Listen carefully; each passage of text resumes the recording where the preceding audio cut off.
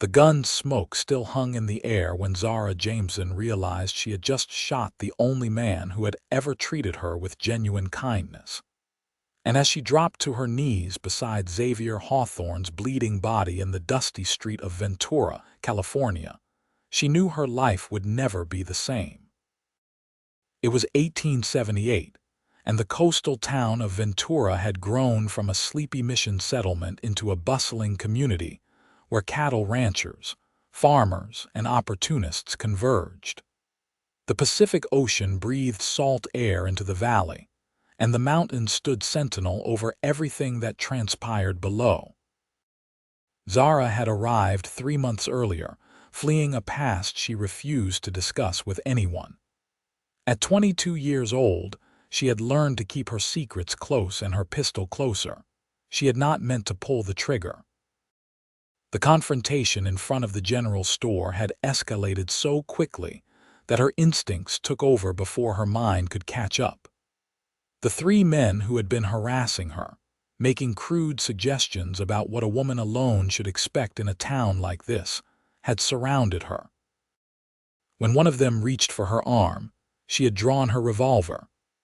But Xavier Hawthorne, the ranch hand who worked at the sprawling Meadowbrook Ranch just outside town, had stepped between them at precisely the wrong moment, trying to defuse the situation with his characteristic calm. The bullet caught him in the shoulder, spinning him around. The other men scattered immediately, wanting no part of a shooting. Zara's hands shook as she pressed them against the wound, his blood warm and wet against her fingers. "I am so sorry," she whispered, her voice breaking. "I did not mean to hurt you." Xavier's face was pale, but his green eyes remained steady as they met hers. "I know," he said through gritted teeth. "Help me up. We need to get to Doc Morrison before I bleed out all over Main Street." She helped him to his feet, supporting his weight as they stumbled toward the doctor's office 3 blocks away. People stared from doorways and windows, but no one offered assistance. Zara had learned that was how things worked here. People watched, people judged, but they rarely intervened unless it served their interests. Doc Morrison was a gray-haired man with steady hands and a no-nonsense demeanor. He got Xavier onto the examination table and cut away his shirt, revealing a muscular torso now marred by an angry wound. "Bullet went clean through," he announced after a thorough examination. "You are lucky, son. Few inches to the right and we would be having a very different conversation." Zara stood in the corner, her arms wrapped around herself, watching as the doctor worked. She had expected Xavier to demand she be arrested, to call for the sheriff, to curse her for her carelessness. Instead, he remained silent through the cleaning and stitching, only occasionally hissing through his teeth when the pain became particularly sharp. When Doc Morrison finished bandaging the wound, he turned to Zara with a stern expression. "You planning to explain how this happened?" "It was an accident," Xavier said before Zara could respond. "I startled her, and she had her gun drawn because some men were bothering her. My fault for not announcing myself properly." The doctor's eyes moved between them, clearly skeptical but unwilling to push the matter. "Well, keep that wound clean and change the dressing twice a day. No heavy lifting for at least 2 weeks, and come see me if you notice any signs of infection." After the doctor left them alone in the room, Zara finally found her voice. "Why did you lie for me?" Xavier sat up slowly, testing the limits of his injury. "I did not lie. Those men were bothering you, and I did approach without proper caution. Everything I said was true, just maybe not the complete truth. You could have me arrested." "I could," he agreed, standing up and reaching for his ruined shirt. "But what good would that do? You made a mistake. I have made plenty of my own." Zara moved forward, helping him navigate his injured arm through the sleeve. Up close, she noticed details she had missed during their few previous encounters in town. The small scar on his jaw, the way his dark hair curled slightly at the ends where it touched his collar. The genuine warmth in his eyes that seemed so rare in this harsh landscape. "I owe you a debt," she said quietly. "You do not owe me anything except maybe a new shirt," he replied with a slight smile that made her heart do something unexpected in her chest. "But if you are determined to make amends, you could walk with me back to the ranch. I am not entirely steady on my feet, and the boss will have questions if I show up looking like I lost a fight with a mountain lion." They walked together through the late afternoon heat, leaving the town behind for the open country. The Meadowbrook Ranch sprawled across several hundred acres of prime grazing land, with the ocean visible in the distance when you stood on the higher ground. Xavier explained that he had been working there for 5 years, starting as a simple ranch hand and working his way up to foreman. His boss, a widow named Mrs. Catherine Meadowbrook, ran the operation with an iron will and sharp business sense. "She took a chance on me when no one else would," Xavier said as they walked. "I had just come from Nevada, and my reputation preceded me in ways that were not entirely fair, but she looked past all that and saw someone willing to work hard." "What kind of reputation?" Zara asked, then immediately regretted the question. "I apologize, that is not my business. No, it is fair to ask given the circumstances." He paused, his hand moving unconsciously to his injured shoulder. "I killed a man in Virginia City. He was cheating at cards, and when I called him on it, he went for his gun. I was faster. The law ruled it self-defense, but his family had influence. They made sure everyone knew my name, made sure I could not find work, turned my life into something I no longer recognized. So I left, and eventually I ended up here."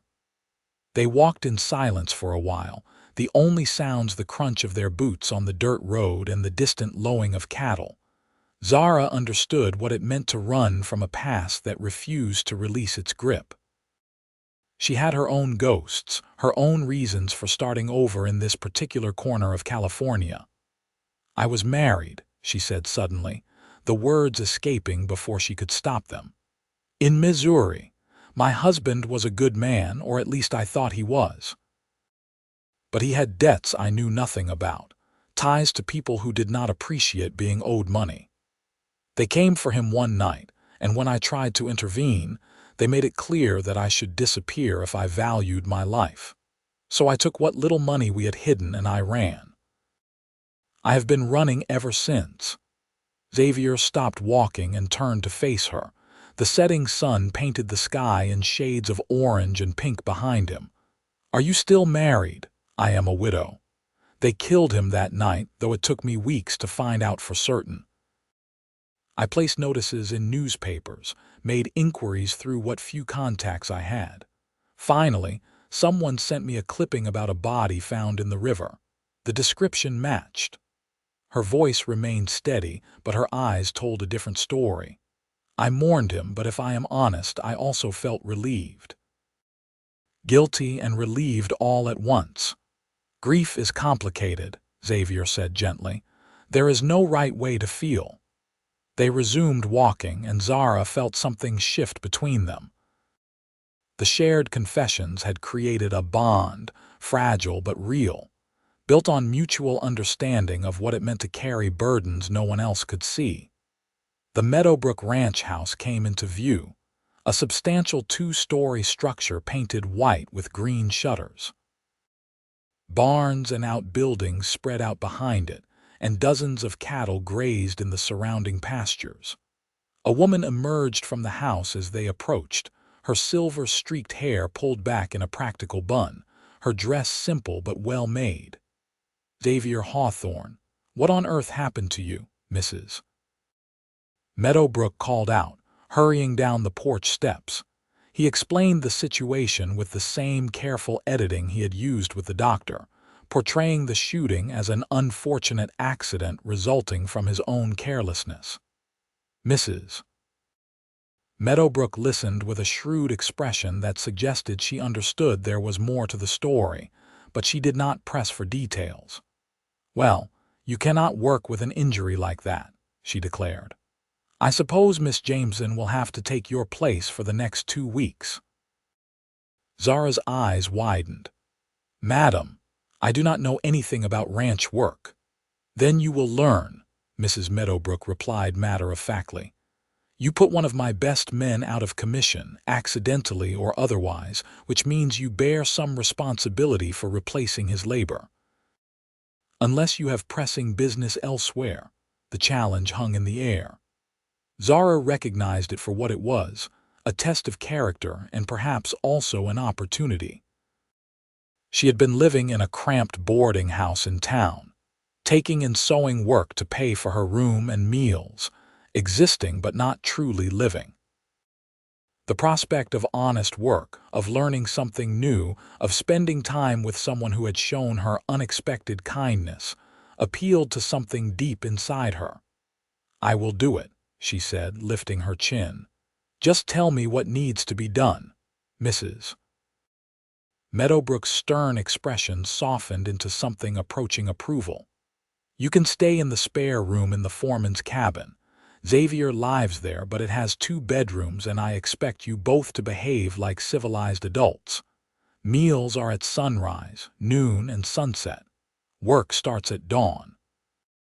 Do we have an understanding?" "Yes, madam." The foreman's cabin was a modest structure about 50 yards from the main house, built solid with good wood and a stone fireplace. Xavier showed Zara to the spare room, which contained a narrow bed, a washstand, and a small dresser. Simple but clean and infinitely better than the boarding house. "I will ride into town tomorrow and collect your things," Xavier offered. "Tonight, you can probably borrow some clothes from Mrs. Meadowbrook. You cannot work in that dress." Zara looked down at her outfit, one of only 3 she owned, already stained with Xavier's blood. "I am truly sorry about all this. I know I keep saying it, but I mean it." "I know you do." He leaned against the doorframe, his face showing the strain of the day's events. "Get some rest. Tomorrow starts early around here." That night, lying in an unfamiliar bed listening to unfamiliar sounds, Zara thought about the strange turn her life had taken. She had shot a man, and instead of facing consequences, she had been given a job and a place to stay. Xavier Hawthorne confused her in the best possible way. He should have been angry, should have wanted revenge or justice, but instead he had protected her and brought her into his world. She did not understand it, but she found herself grateful beyond words. The next 2 weeks passed in a blur of hard work and new experiences. Mrs. Meadowbrook proved to be a demanding but fair teacher, showing Zara how to mend fences, care for the horses, check cattle for signs of illness, and handle the 100 small tasks that kept a ranch running smoothly. The work was exhausting, leaving Zara with sore muscles she had not known existed, but it was also strangely satisfying. Xavier, confined to lighter duties because of his injury, often worked alongside her, offering guidance and encouragement. He taught her how to read the cattle's behavior, how to spot trouble before it escalated, how to move through the herd without spooking them. He was patient with her mistakes and generous with his praise when she got things right. In the evenings, after supper, they would sit on the cabin's small porch and talk.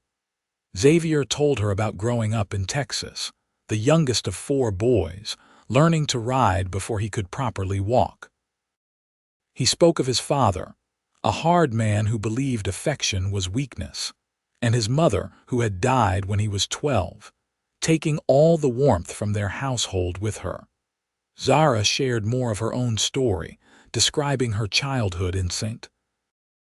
Louis, her brief marriage to a man who had seemed charming but proved to be reckless, and her journey west through territories that were beautiful and terrifying in equal measure.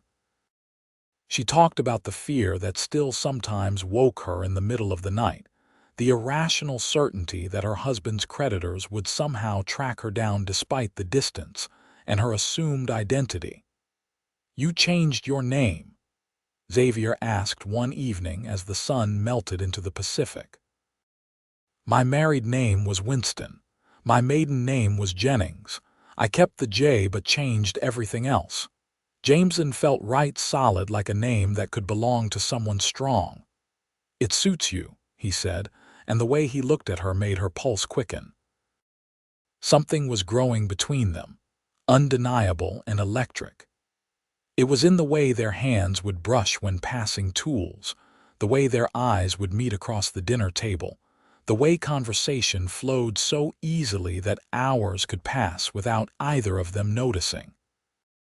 Zara had not expected to feel this way again, had convinced herself that her capacity for romantic feelings had died with her husband and her old life.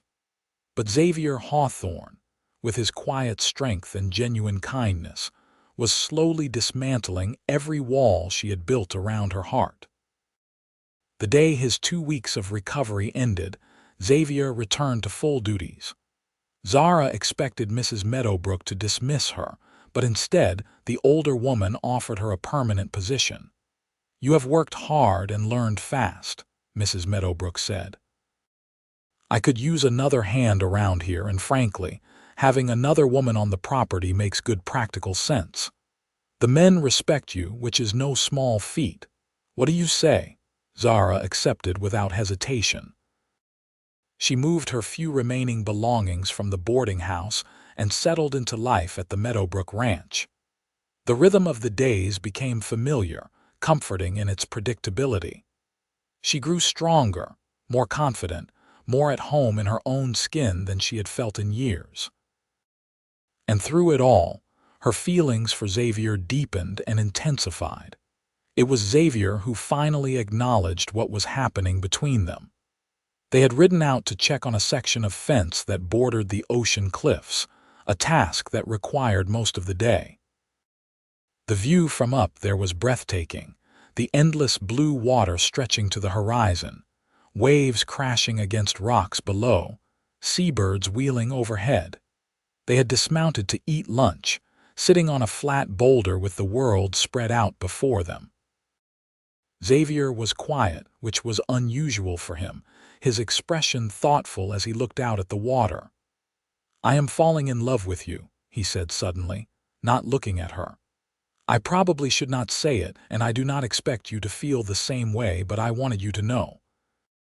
I am falling in love with you, Zara Jameson, and I do not know what to do about it." Zara's heart hammered in her chest. "Xavier." "You do not have to respond," he continued quickly. "I just needed to be honest. These past few months, getting to know you, working alongside you, talking with you every evening, it has been the best time of my life. You make me want things I thought I had given up on. A future, a family, a home that means something beyond just a place to sleep. Xavier, look at me." He turned, and she saw vulnerability in his eyes that mirrored her own feelings. "I am falling in love with you too," she said, her voice steady despite the emotion threatening to overwhelm her. "I did not think I could feel this way again. After everything that happened, after all the pain and fear, I thought that part of me was broken beyond repair.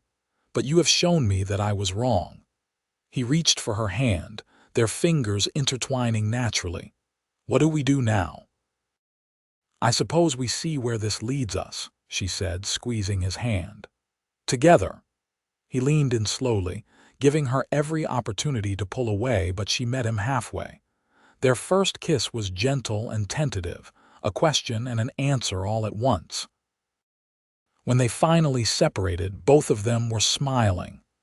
"I have wanted to do that for weeks," Xavier admitted. "I have wanted you to do that for weeks," Zara replied, laughing at the absurdity of their shared restraint. They rode back to the ranch hand in hand, something fundamental having shifted between them. That evening, over dinner, Mrs. Meadowbrook took one look at them and nodded approvingly. "About time you two figured it out," she said dryly. I was beginning to think I would have to lock you in the barn together." The relationship blossomed over the following months.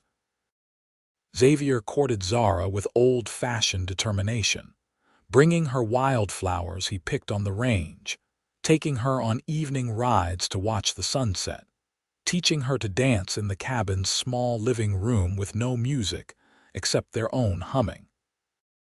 Zara, in turn, showed her love through actions, mending his clothes with careful stitches, cooking his favorite meals when it was her turn at the stove, listening intently to his dreams and fears.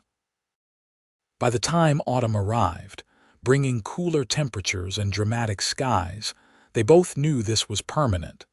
Xavier proposed on a hilltop under a canopy of stars, offering a simple gold band that had belonged to his mother. "Marry me," he said, not as a question but as a plea. "Make a life with me here in Ventura. Let me spend every day proving that you made the right choice." "Yes," Zara answered, tears streaming down her face. "Yes, 1,000 times yes." They decided to marry in town at the small church that served Ventura's spiritual needs. The date was set for November 15th, giving them time to make arrangements and invite the few friends they had made in the community. Mrs. Meadowbrook insisted on hosting a celebration at the ranch after the ceremony, and several of the other ranch hands offered to help with preparations. But when Xavier and Zara went to meet with Reverend Silas Blackwell to arrange the ceremony, they encountered unexpected resistance. Reverend Blackwell was a tall, thin man with severe features and eyes that seemed to constantly judge and find wanting. He had arrived in Ventura 6 months earlier, bringing with him a rigid interpretation of Scripture and a disposition that favored condemnation over compassion. Many in the community found him off-putting, but he was the only ordained minister within reasonable distance. "So you wish to be married," Reverend Blackwell said, looking down his nose at them across his desk in the small church office. "Tell me about yourselves." Xavier explained their situation straightforwardly, omitting the more complicated details but providing the essential facts. Zara was a widow who had moved to California to start fresh. He was a ranch foreman. They had met, fallen in love, and wanted to build a life together. The Reverend listened with an expression that grew progressively more disapproving. When Xavier finished speaking, Reverend Blackwell leaned back in his chair and steepled his fingers. "I cannot in good conscience marry you," he announced flatly. Zara felt as if she had been struck. "I beg your pardon, Miss Jameson. You say you are a widow, but I have made inquiries. Your husband died under suspicious circumstances, and you fled Missouri shortly thereafter. There are those who would suggest you had something to do with his death." "That is absolutely untrue," Zara said, her voice shaking with anger and shock. "He was killed by men he owed money to. I left because they threatened my life." "So you claim," Reverend Blackwell replied coldly. "And you, Mr. Hawthorne, killed a man in Nevada. Self-defense, perhaps, but you still took a life. How can I, as a man of God, bless a union between two people with such violence in their pasts? What kind of message would that send to this community?" Xavier stood abruptly, his chair scraping against the wooden floor. "The message would be that people can change, that past mistakes do not define us, that love and redemption are possible. But I can see you are more interested in judgment than mercy." "Do not lecture me about Scripture, young man," the Reverend snapped. "I will not marry you, and that is final.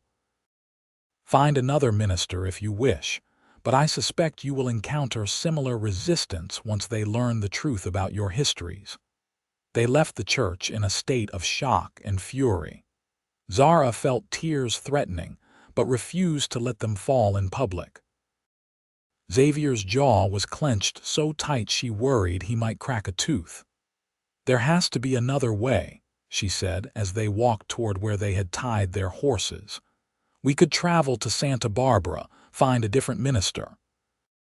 That is 2 days' ride, and I suspect Blackwell's attitude is not unique. Men like him believe they are gatekeepers to God's grace, and they wield that power like a weapon. Xavier stopped walking and turned to face her, taking both her hands in his. But he does not get to decide our future. No man does. What are you suggesting? Then we will make our vows under the sky, Xavier said, his voice filled with determination. We do not need Reverend Blackwell or his church or his approval. We can marry ourselves in the eyes of God and nature, with the people who actually care about us as witnesses. Zara stared at him, the radical simplicity of the idea taking her breath away. You mean have our own ceremony, without a minister? Exactly. Common law marriages are recognized in California. We declare ourselves married, we live as husband and wife, and in the eyes of the law, we are married. But I want more than just the legal recognition. I want to make vows to you, real vows, with intention and meaning. And I want to do it in a place that matters to us, under the open sky that will be our roof and with the earth as our floor. Hope bloomed in Zara's chest, pushing back the despair that had threatened to consume her. The hilltop where you proposed. Perfect, Xavier agreed, his eyes bright. We will gather everyone who matters to us.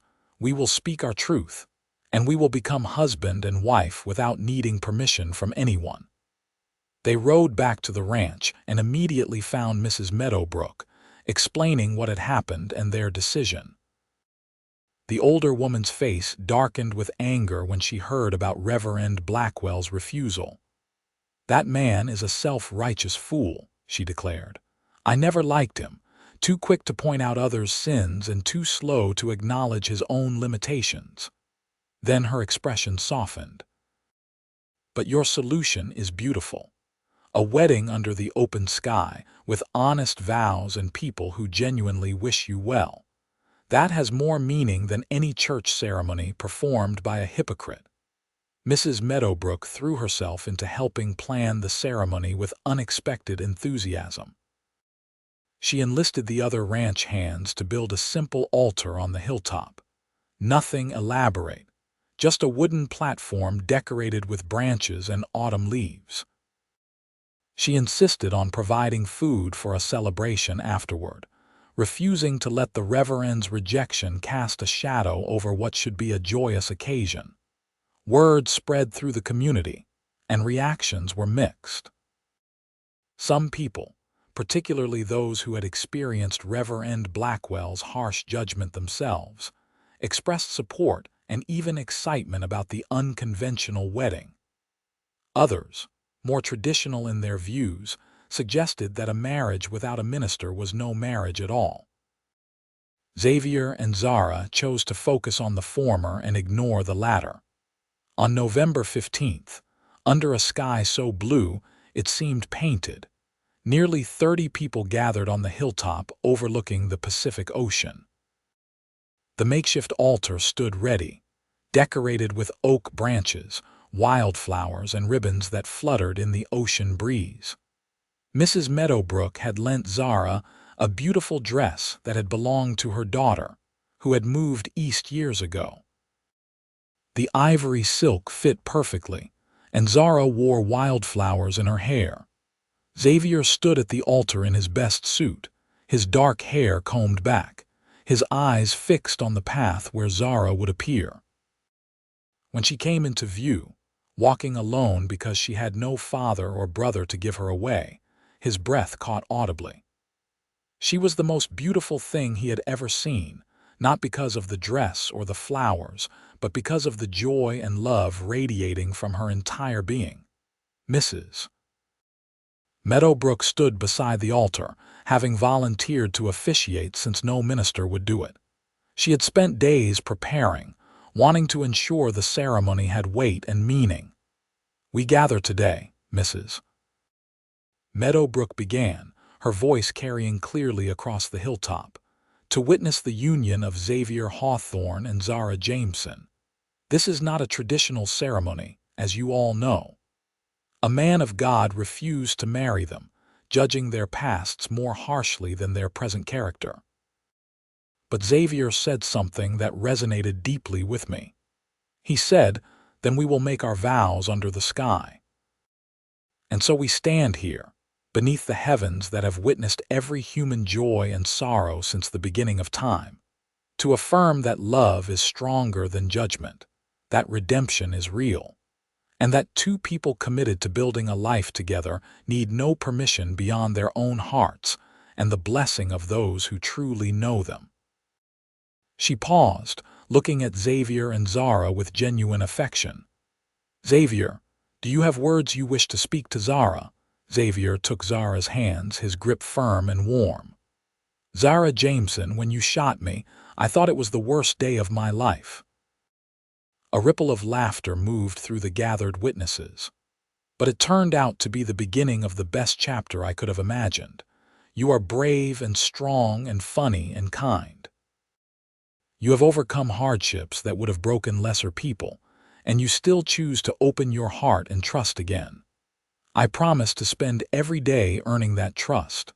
I promise to stand beside you through whatever comes, good or bad. I promise to love you with everything I am, for as long as I draw breath. You are my home, Zara, and I will spend my life making sure you always have a place to belong." Tears streamed down Zara's face as she prepared her own words. "Xavier Hawthorne, you showed me mercy when I deserved consequences. You saw past my mistakes to the person I was trying to become. You made me believe that I could have a future beyond just survival, that I could find joy and purpose and love again. You are the finest man I have ever known, not because you are perfect, but because you are real and honest and genuinely good. I promise to love you fiercely and faithfully.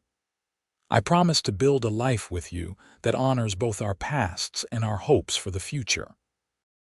I promise to be your partner in every sense of the word, sharing both the burdens and the blessings. You are my heart, Xavier, and I will carry you with me always." Mrs. Meadowbrook produced 2 simple gold bands, purchased in town earlier that week. "These rings represent your commitment, an unbroken circle that has no beginning and no end." Xavier placed the ring on Zara's finger.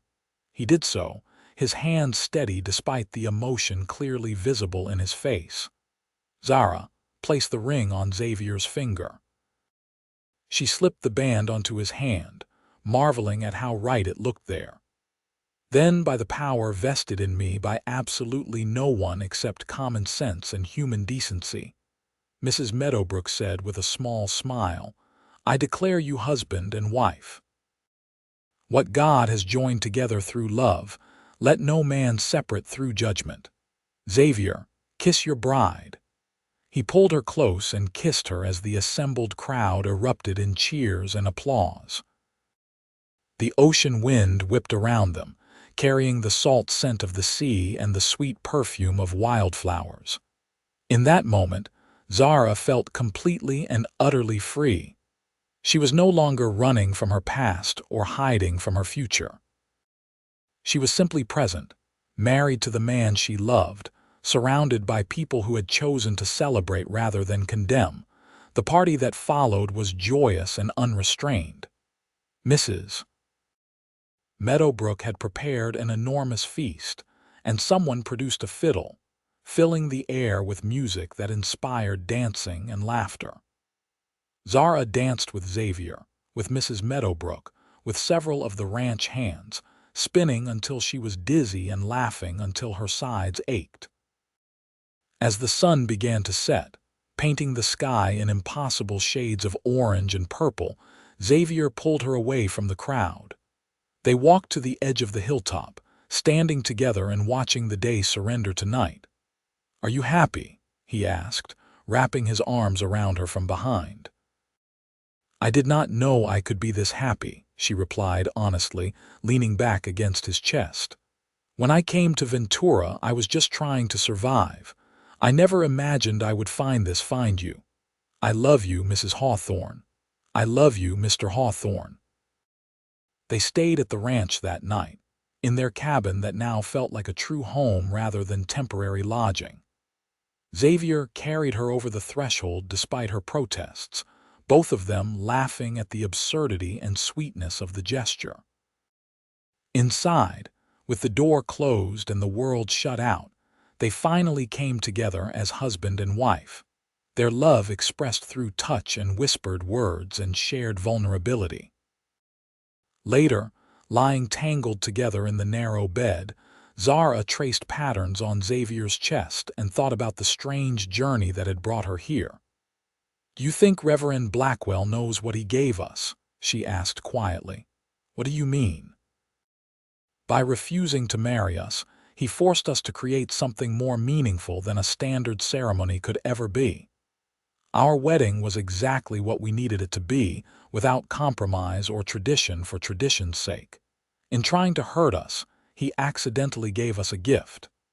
Xavier laughed softly. "I had not thought of it that way, but you are right. I would not change a single thing about today. Well, except maybe I would have kissed you longer after Mrs. Meadowbrook declared us married." "You can make up for it now," Zara suggested, tilting her face up toward his. He did. The weeks following their wedding settled into a comfortable routine. Winter came to Ventura, bringing rain that turned the hills green and made the ocean churn with dramatic waves. Xavier and Zara worked the ranch together, their partnership extending seamlessly from their personal life into their professional one. They were good together, complementing each other's strengths and compensating for each other's weaknesses. Mrs. Meadowbrook, observing their effective teamwork, made Xavier a business offer. She was getting older, she explained, and while she had no intention of retiring completely, she needed to start thinking about the ranch's future. She proposed selling them a percentage of the operation, allowing them to become part owners and gradually take on more management responsibilities. "This ranch has been my life," she told them over dinner one evening. "But it needs younger blood, people who will care for it and build on what I have created. I cannot think of anyone better suited to that than the two of you." Xavier and Zara accepted gratefully, understanding the tremendous trust and opportunity Mrs. Meadowbrook was offering. They began learning the business side of ranching, studying accounts and market trends, making decisions about herd management and land use. It was challenging work, but it also gave them a stake in something larger than themselves, a legacy they could build together. Spring brought new calves and longer days. Zara discovered she was pregnant in April, nearly 5 months after their wedding. She had suspected for a few weeks but waited until she was certain before telling Xavier. She chose an evening when they were alone on the hilltop where they had married, watching the sunset in companionable silence. "I have news," she said, taking his hand and placing it on her still flat stomach. "We are going to have a baby." Xavier's face went through a series of expressions in rapid succession: shock, disbelief, wonder, and finally pure joy. "A baby! We are having a baby!" "Yes," she confirmed, laughing at his reaction. "Sometime in late November, if my calculations are correct." He whooped loudly, sweeping her into his arms and spinning her around before immediately setting her down, worried about hurting her or the baby. "I am going to be a father. You are going to be a mother. We are going to be parents." "Try to contain your excitement," Zara teased. "Contain it. I want to shout it from every hilltop in California. I want to tell every person we meet. I want to write it in the sky." They told Mrs. Meadowbrook the next day, and the older woman's reaction was nearly as enthusiastic as Xavier's had been. She immediately began planning, insisting that Zara reduce her physical workload, arranging for a midwife from town to provide regular checkups, offering advice based on her own experiences with pregnancy and childbirth. The months of Zara's pregnancy passed peacefully. She continued working on the ranch but shifted to less strenuous tasks as her body changed. Xavier was attentive to the point of being comical, constantly worried about her comfort and safety. He built a cradle from oak wood, carving intricate designs into the headboard during the long evenings. Mrs. Meadowbrook sewed baby clothes and blankets, her practical nature expressing itself through preparation. On November 23rd, just over a year after their unconventional wedding, Zara went into labor. The midwife, a capable woman named Mrs. Chen, arrived quickly and took charge of the situation with calm efficiency. Xavier paced outside the bedroom, alternating between prayer and panic, while Mrs. Meadowbrook sat with Zara, holding her hand through the contractions. After 14 hours of labor, Zara gave birth to a healthy baby boy. When Mrs. Chen placed the infant in her arms, Zara experienced a rush of love so intense it bordered on painful. The baby had Xavier's dark hair and her own delicate features, and when he opened his eyes, they were a striking gray-blue that would likely change in the coming weeks. Xavier was brought in, his face streaked with tears before he even saw his son. "A boy," he whispered, kneeling beside the bed and gently touching the baby's tiny hand. "We have a son." "What should we name him?" Zara asked, exhausted but radiating happiness. They had discussed names during the pregnancy, but had not settled on anything definite. Now, looking at their son, Xavier said, "What about Thomas, after your father?" Zara's father had died when she was young, but she had fond memories of his kindness and humor. "Thomas Hawthorne," she said, testing the sound. "I like it. Thomas it is." Baby Thomas proved to be a relatively easy infant, sleeping in reasonable stretches and nursing well. Xavier was a devoted father, taking to the role with natural ease. He would walk Thomas around the property for hours, narrating everything they saw, telling his son stories about the ranch and the ocean and the mountains. Zara would watch them together and feel her heart swell with contentment. Life on the ranch continued its rhythm, now punctuated by the demands and joys of parenthood. Thomas grew quickly, hitting each milestone with satisfying regularity. By his first birthday, he was toddling around the cabin, getting into everything and keeping his parents constantly alert. Mrs. Meadowbrook doted on Thomas, stepping into a grandmother role with obvious pleasure. She taught him to feed the chickens, let him help her in the garden, and told him stories about the ranch's history. The bond between them was beautiful to witness, and it touched Zara deeply that her son would grow up knowing this kind of intergenerational love. When Thomas was 2 years old, Zara became pregnant again. This time the pregnancy was harder, with more sickness and fatigue, but she bore it with the knowledge that the result would be worth the discomfort.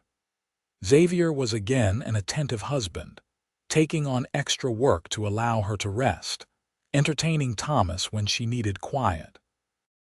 Their daughter was born in February of 1882, arriving quickly compared to Thomas's lengthy labor. They named her Rose Catherine, after the wildflowers that grew on their wedding hilltop, and Mrs. Meadowbrook, who had become family in every way that mattered. Rose was a spirited baby from the start, demanding attention with a lusty cry that could wake the entire household.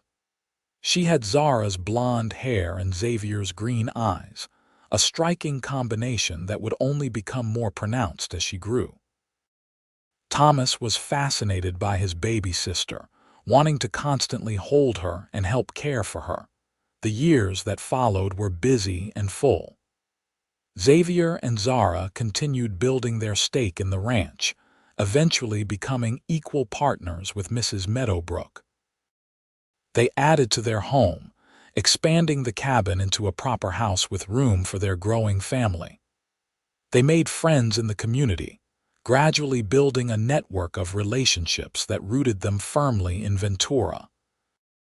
The question of their unconventional marriage occasionally arose, usually from newcomers who heard the story secondhand and questioned the legitimacy of their union. Each time, Xavier and Zara would calmly explain that they were married in every way that mattered, legally, spiritually, and emotionally. Most people, once they saw the strength of the family Xavier and Zara had built, had no further objections. Reverend Blackwell left Ventura in 1883, his rigid approach having alienated too much of the congregation. He was replaced by Reverend Margaret Holmes, a progressive woman who had been ordained by a small denomination that believed in equality and mercy. She sought out Xavier and Zara shortly after arriving, apologizing for her predecessor's behavior even though she bore no responsibility for it. "What you built together without church blessing is more sacred than many marriages I have officiated," Reverend Holmes told them. "Your love and commitment speak louder than any ceremony." Zara appreciated the sentiment but found she did not need the validation. She and Xavier knew the truth of their marriage, and that was enough. As Thomas and Rose grew, Xavier and Zara made sure to teach them the values that had guided their own lives: honesty, hard work, compassion, and the understanding that past mistakes did not define a person's worth.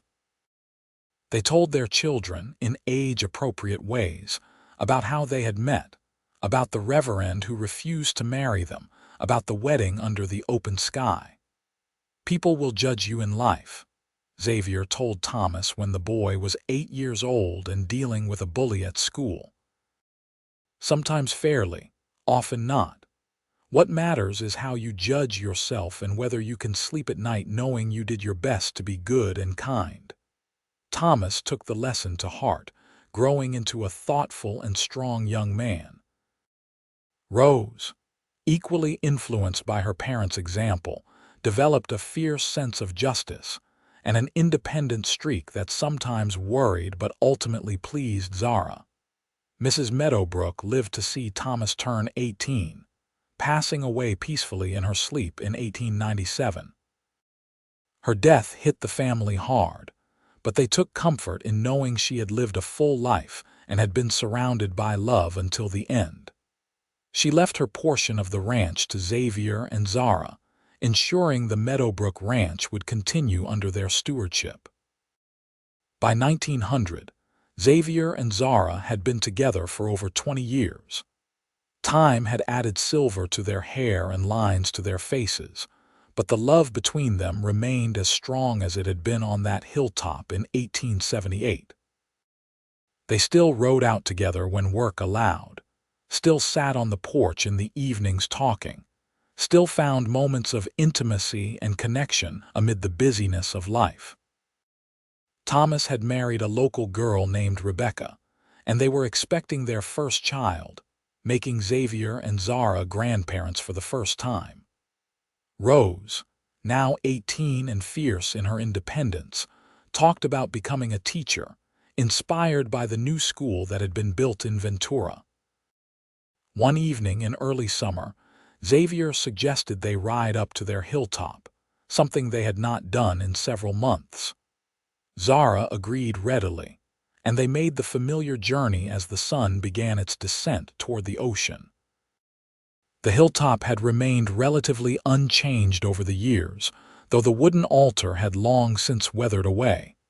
The view was still breathtaking, the ocean endless, the sky impossibly vast. "You ever regret it?" Xavier asked as they stood together, his arm around her waist. "The way we got married, all the judgment and whispers." Zara turned to look at him, seeing the man she had fallen in love with still clearly present despite the years.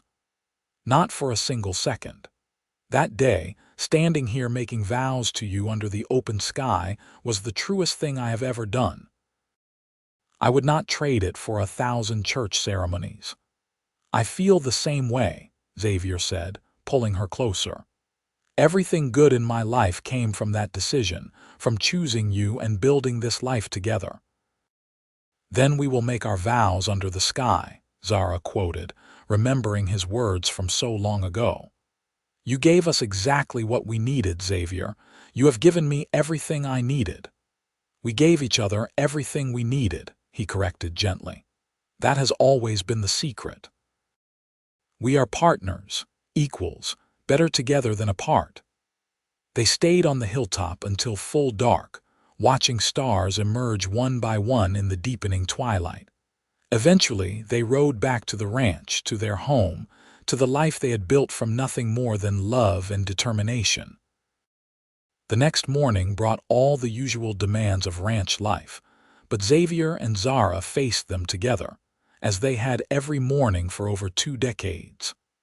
They worked side by side, their movements coordinated through long practice, their communication often wordless but always clear. At lunch, Thomas and Rebecca arrived to share news. Rebecca was indeed pregnant, due in early winter. The joy in their faces reminded Xavier of his own reaction when Zara had told him about Thomas, that same mix of excitement and terror and overwhelming love. Rose came home from town with books she had borrowed from the new teacher, her eyes bright with plans for her future. She talked animatedly about educational methods and curriculum, about the difference she hoped to make in children's lives. Zara listened with pride, recognizing her own determination and spirit in her daughter. That evening, after their children had left and the ranch had settled into nighttime quiet, Xavier and Zara sat on their porch, as was their habit. The ocean breeze carried the scent of sage and salt, and somewhere in the distance, a coyote called to the rising moon. "I have been thinking," Zara said, her hand finding Xavier's automatically, "about the preacher who refused to marry us." "What about him?" "I wonder if he ever realized what he gave us. Not just the unconventional wedding, but the understanding that our marriage belonged to us, not to any institution or tradition. We built something on our own terms, and it has lasted because we chose each other every single day." Xavier nodded thoughtfully. "He probably never thought about us again after that day. Men like Reverend Blackwell do not concern themselves with the consequences of their judgments." "Then I pity him," Zara said simply, "because he missed out on witnessing something beautiful.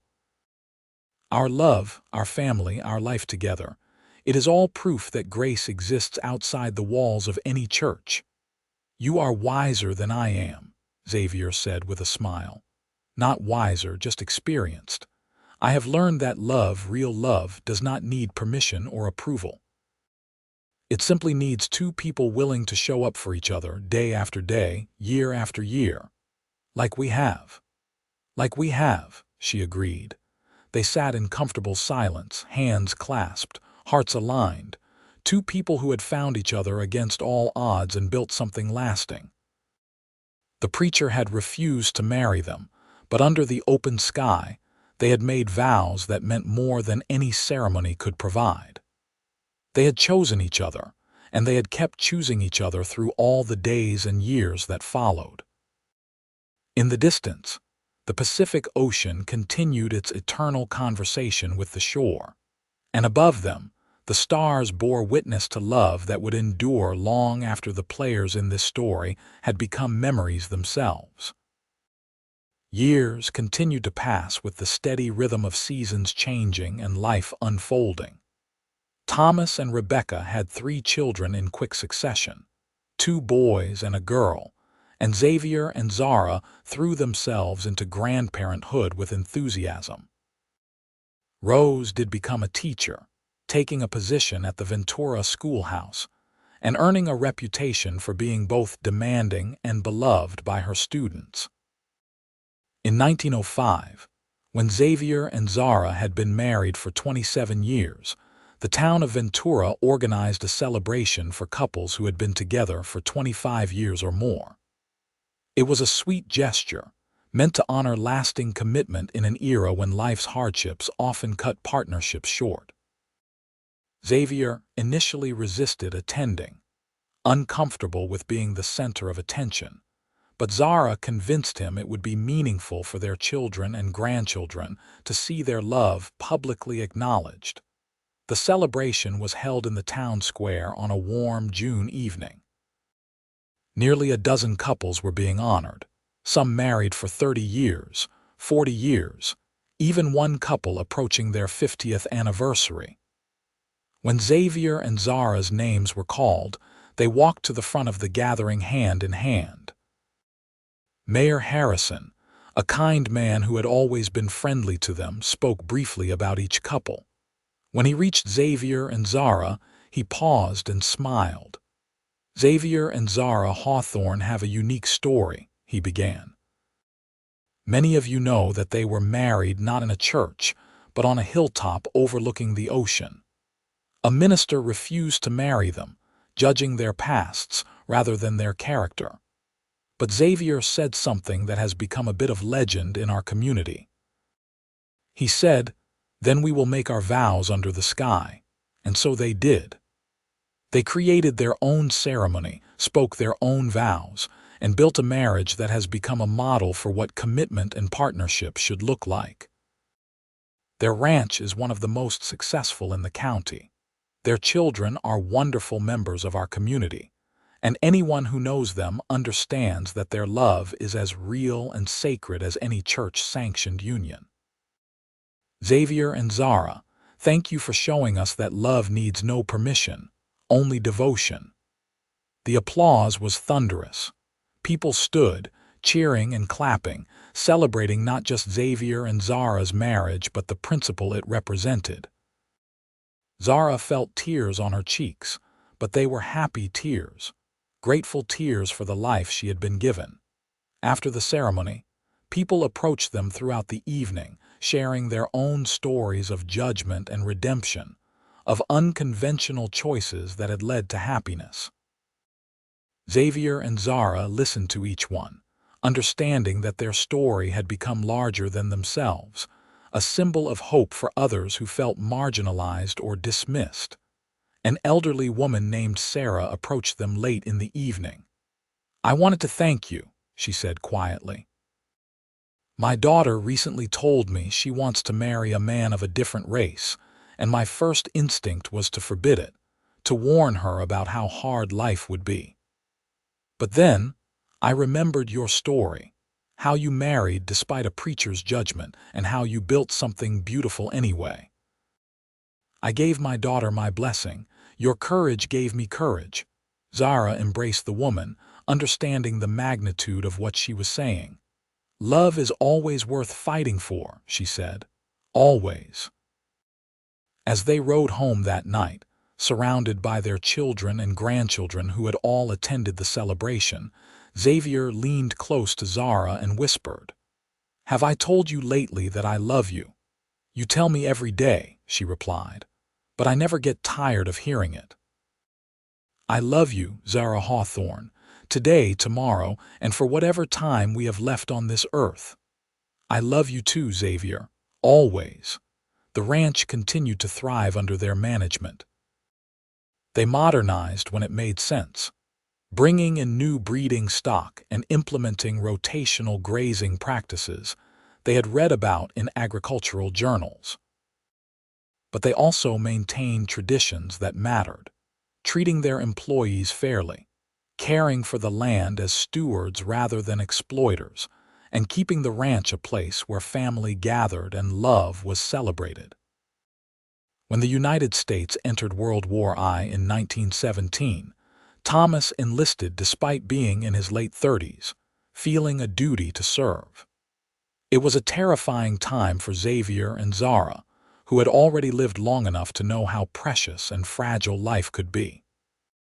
They supported Thomas's decision, but spent every day he was overseas praying for his safe return. Thomas did come home, changed by what he had seen, but fundamentally still the good man they had raised. He threw himself back into ranch work, finding healing in the physical labor and the familiar landscape. Rose never married, choosing instead to dedicate her life to education. She eventually became principal of the Ventura School, implementing progressive teaching methods and fighting for resources for all children, regardless of their family's economic status. Xavier and Zara were immensely proud of her, understanding that there were many ways to build a meaningful life, and that marriage was not the only path to fulfillment. In 1920, Xavier suffered a heart attack while working in the barn. Zara found him collapsed, and for several terrible minutes she thought she had lost him. But he recovered, though the doctor made it clear that he needed to reduce his physical workload and take better care of his health. Xavier chafed at the restrictions but gradually accepted them, turning over more of the daily ranch operations to Thomas, while focusing on the business and planning aspects he could handle from the house.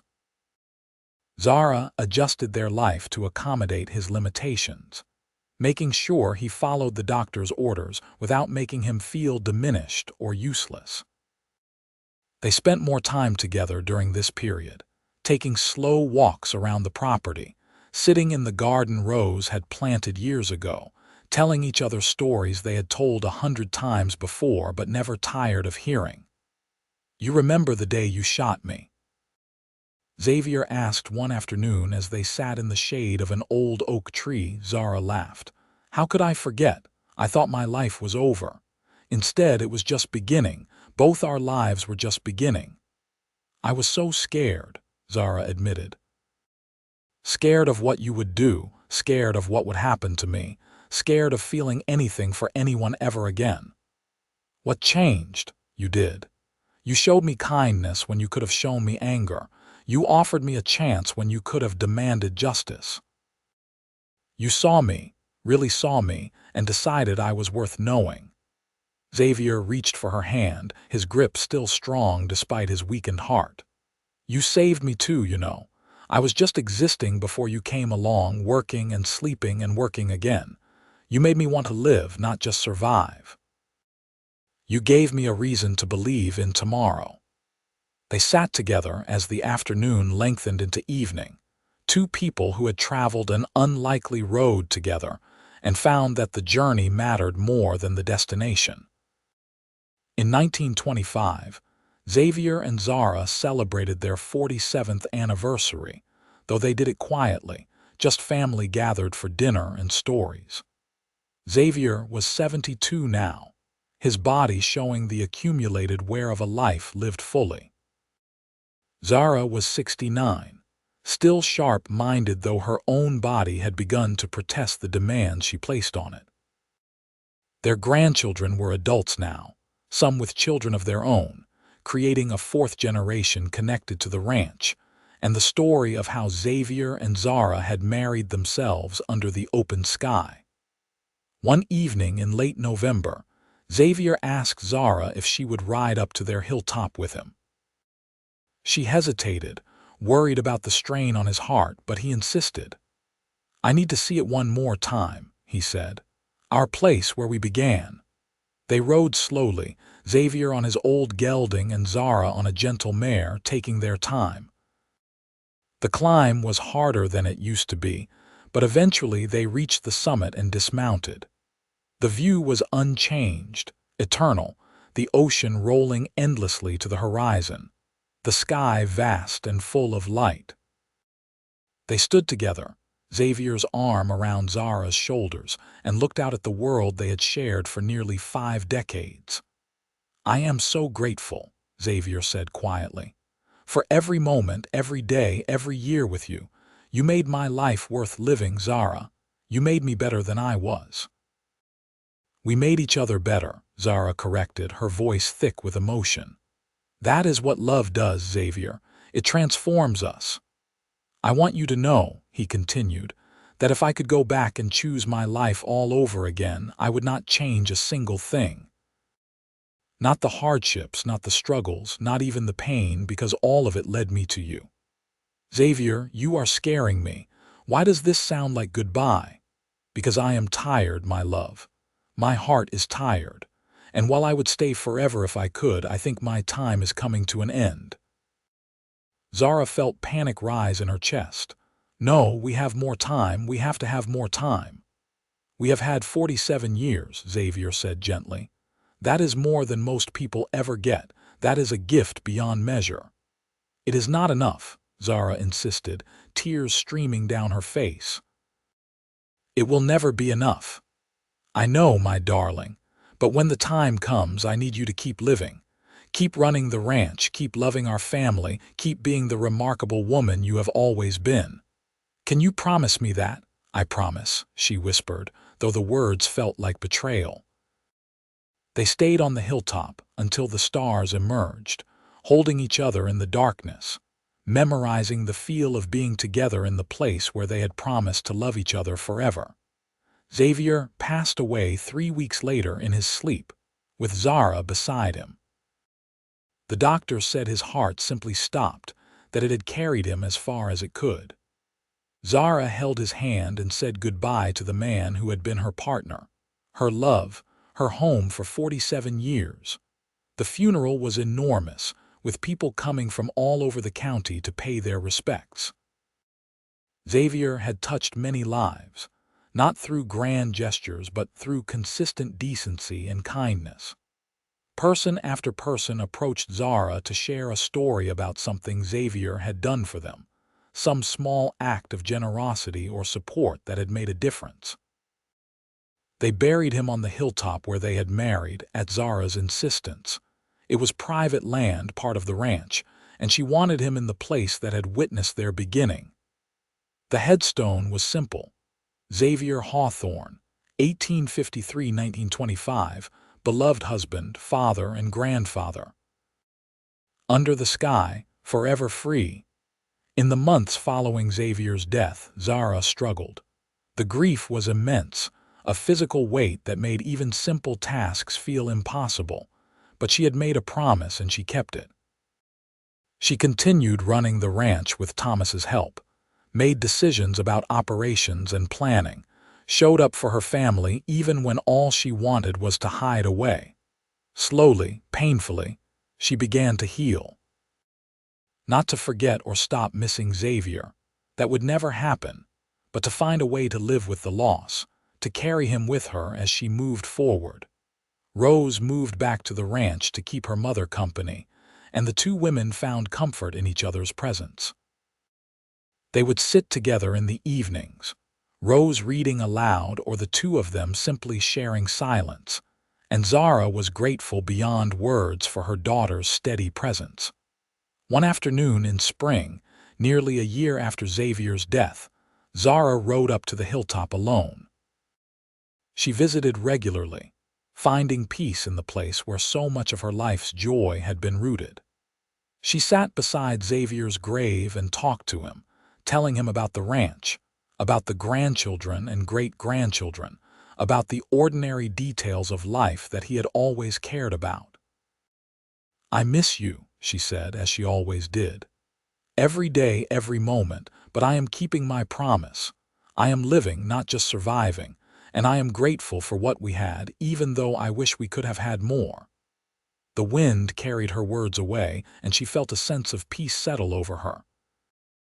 Xavier was gone, but their love remained, woven into the land itself, into their family, into the story of two people who had defied judgment and created something beautiful. Zara lived for another 8 years, dying peacefully in her sleep in 1933 at the age of 77. Her last words to Rose were, "Tell your father I am coming home." They buried her beside Xavier on the hilltop, her headstone matching his. Zara Jameson Hawthorne, 1856–1933, beloved wife, mother, and grandmother, together under the sky forever.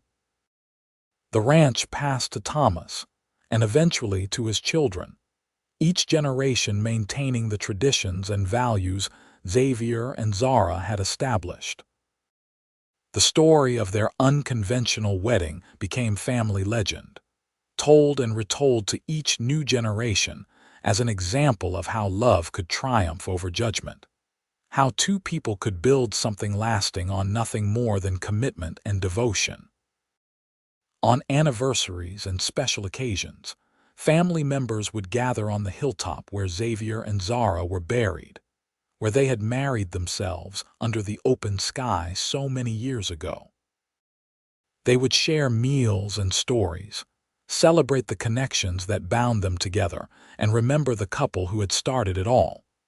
The preacher who had refused to marry them was long forgotten, his name lost to history. But Xavier and Zara's love endured, passed down through generations, a testament to the simple truth that real commitment needs no church, no ceremony, no permission from anyone except the two people making the promises. Under the vast California sky, beside the eternal ocean, their story lived on, inspiring others to believe in love's transformative power and in the possibility of redemption, healing, and happily ever after.